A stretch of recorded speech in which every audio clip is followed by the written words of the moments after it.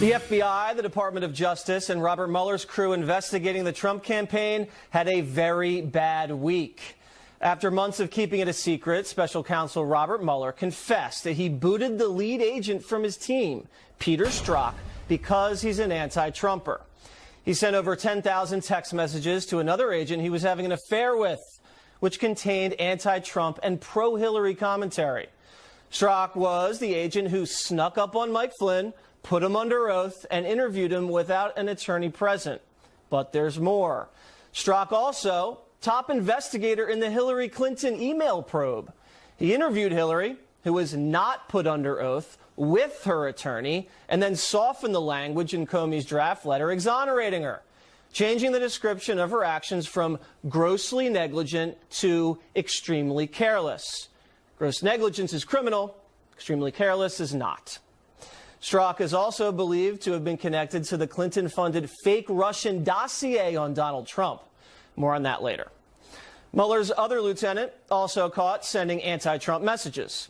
Andrew Weissman, who gave thousands of dollars to Obama and the DNC, sent an email praising Obama DOJ holdover Sally Yates for refusing to enforce President Trump's travel ban.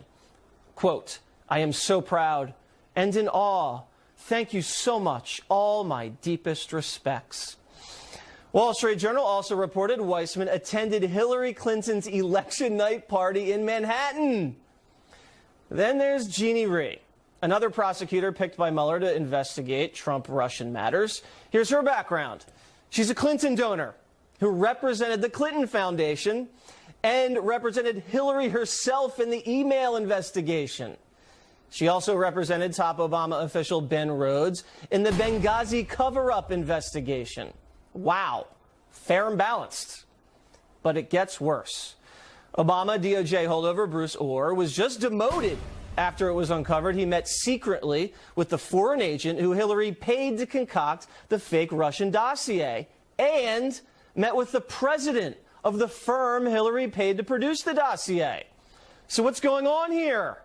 Joining me now, former chair of the House Oversight Committee and Utah Congressman, Fox News contributor Jason Chaffetz. So, Chaffetz, this Mueller dream team looks like a nightmare now. What do you think?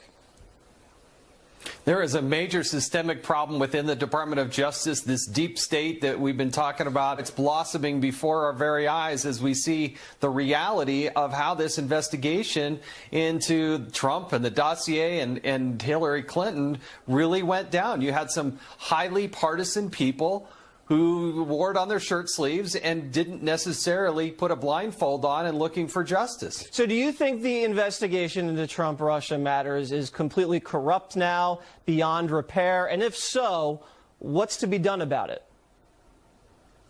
Well, what you really need is Devin Nunes, who's the chairman of the House Intelligence Committee, and Trey Gowdy, who also is the chairman of the committee that I used to chair, the Oversight Committee. Trey is also on the Intel Committee. They have been asking for access to personnel and documents for months on end. Yeah, but and there they've been should be a flashing red light for the everybody. FBI and the Justice Department. They're not cooperating with any of the congressional investigators, which is very, very suspicious, because I don't see any reason why they can't get along. Now, one of your other former colleagues from Ohio, Jim Jordan, really, I think, pulled the thread on this whole conspiracy the other day. During the hearing with Wray, the FBI director, he concocted this theory, which I think is true.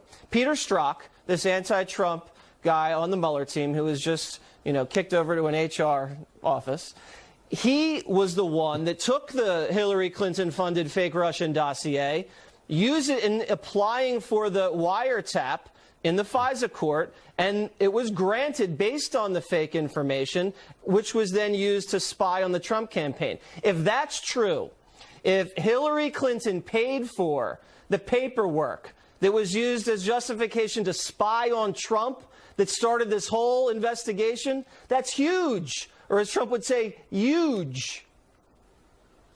It is. It's not only a concern that the Clinton campaign paid for it, but maybe the FBI also paid for what was also used in the campaign. Right. It's a very viable theory that needs to be looked at in its depth. Jim Jordan is a very responsible member of Congress. He wouldn't just make that up. I think he has some deep-seated reasons as to why he specifically asked that. Also, some of your four colleagues misbehaving. This in the Senate, Al Franken resigned. We think, we're not sure. Here's what he had to say on the Senate floor. Go ahead. Some of the allegations against me are simply not true. Others I remember very differently. I am announcing that in the coming weeks, I will be resigning as a member of the United States Senate.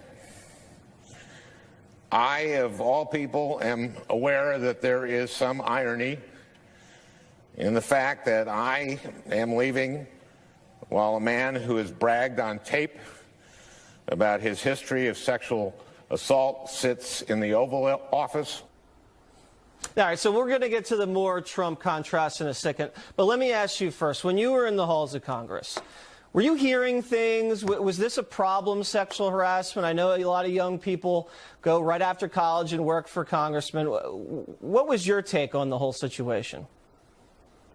Well, I don't want to cast dispersion on everybody, but there was always somebody doing something stupid somewhere. And there are some people that shouldn't work in Congress, and they shouldn't even work at a Chuck E. Cheese. And so Did you know about this? Were you aware of the rumors when you were serving? You know, there's rumors and there's, guesses and that sort of thing. I wouldn't say that it's pervasive in every corner, but there are certain individuals that you just look at and say, really? I mean, gosh, I hope everything's okay over there. Did you witness so some of that's been... Did you witness any suspicious behavior or anything that caught your eye and said, oh, that seems a little off? Yeah, no, nothing directly where you think, oh my gosh, he shouldn't be touching her that way or shouldn't be talking to her that way. But, Washington, D.C. is in large part run by 20-year-olds. You have a lot of young people early in their careers. You've got thousands of interns going around. And then you got members of Congress who leave their families for weeks on end. And that seems to be a recipe for... Well, not such good things. Right. Well, I mean, the fact that Washington's run by 20-year-olds maybe shows why we're in the place we're in. Let me play some sound from one of the Moore accusers, Beverly Young Nelson. She was the one that said Roy Moore, Senate candidate in Alabama, Republican, signed her yearbook. Turns out there was more to the story. Here's ABC News. Beverly, he signed your yearbook. He did sign it. And you made some notes underneath. Yes. Okay, so the story is, and I'll give you 30 seconds to break this down, he allegedly signed the yearbook, but then she wrote a bunch of annotated things underneath it, and now her whole allegation is thrown into question. This election's right around the corner. What do you think? It goes to the credibility. The fact that the story initially came out 4 days after he wins the primary. Now we hear days before, and they're finally admitting, hey, maybe everything that was written as we presented, that wasn't necessarily true. You've got people in Alabama that get to be the judge and jury here and make a decision come Tuesday night. Yeah, well, voters will decide, Congressman. Just received a call from Secretary Clinton.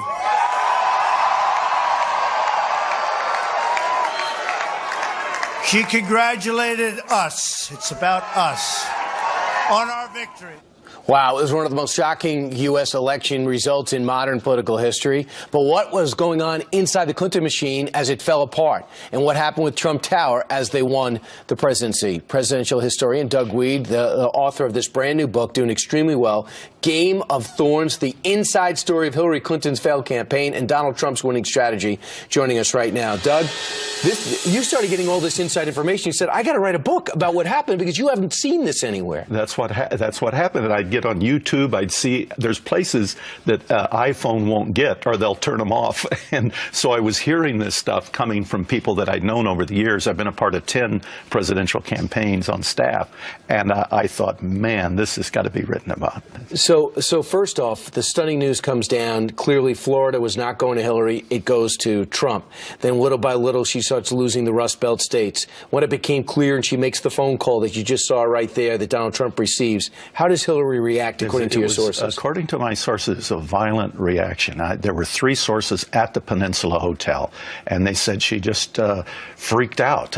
In fact, the story was so exciting and controversial and disturbing that I went to old Clinton sources who'd been with her for many, many years, for decades, said, is this possible?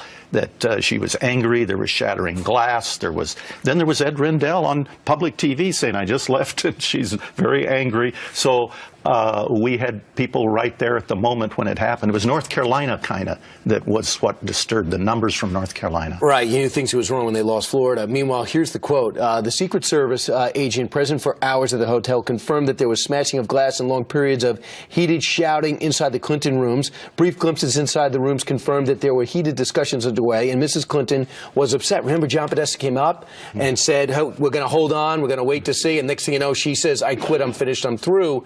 She starts blaming right away, right? Yeah, Jim Comey, and that was an interesting thing.